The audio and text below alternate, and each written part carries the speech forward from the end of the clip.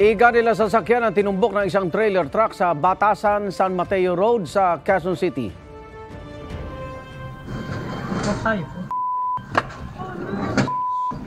Yan ang kuha ng aksidente mula sa dashcam ng isang sasakyan.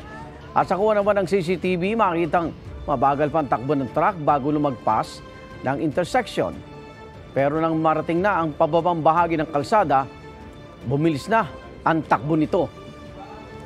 Doon na ito sumampa sa Center Island at tumama sa ilang sasakyan. Sugatan sa aksidente ang isang motorcycle rider.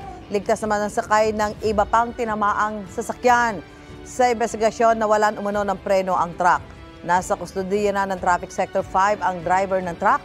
Sinubukan namin siyang kunan ng pahayag pero hindi kami pinayagan ng investigador.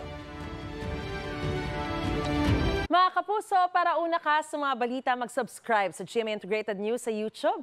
Sa mga kapuso abroad, subaybayan niyo po kami sa GMA Pinoy TV at sa www.gmanews.tv.